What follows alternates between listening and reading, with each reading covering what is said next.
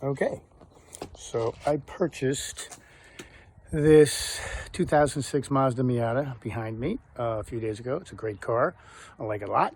But like so many other folks, it had a bit of an issue, and that issue is I hope, a floppy sun visor. So, it's a great car, great shape, looks good. So what I did was, I was able to, or at least I hope I was able to, fix this for under 11 bucks. So if you come into the visor, you'll see I've got some tape there, and no, that's not the fix. I'm gonna open this up.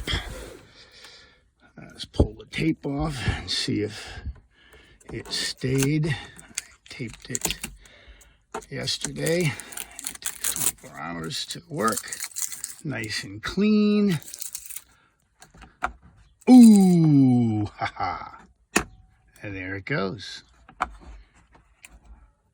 Magnets. So, if you will see, I've glued one magnet here and another one here. They're just relatively thin wafers. I picked an area of the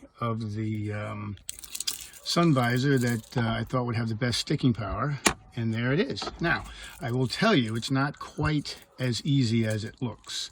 So, initially, I tried to glue these magnets with super glue. It didn't work. Super glue does not work on this type of plastic for whatever reason. So then I glued it with, and I'll show you the epoxy later.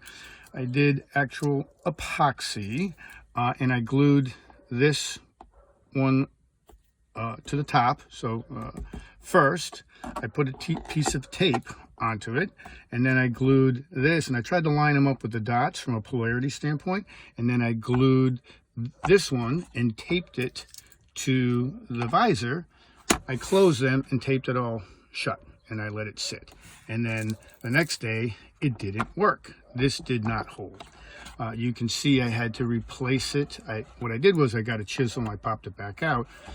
And instead of trying to glue them both together and align the polarity with these dots that you see, where I closed it, it's always slightly off. These magnets, from a polarity standpoint, don't always fit quite the right way.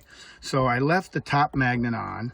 I popped this back off. I put the magnet onto the top magnet, the bottom visor magnet, back onto this back, and let it sit with the highest pull ratio from a polarity standpoint. Then I glued the bottom of the visor magnet, or put the epoxy on that. I then closed this, taped it, closed the top, and let it sit overnight. And there it is. That's pretty easy. Now, like I said, the whole thing cost me about 11 bucks. I'm not a sponsor for these guys, but these are what I used. I used just wafer magnets, and you'll see this is the size I used, a bigger size. These I thought were going to be too small, so this was my first, second, and third pass, so to speak. And then I switched from super glue to JB Weld, and I used the steel reinforcing glue, because again, even with epoxies, you got to make sure that they're going to be strong enough to hit on this particular type of plastic.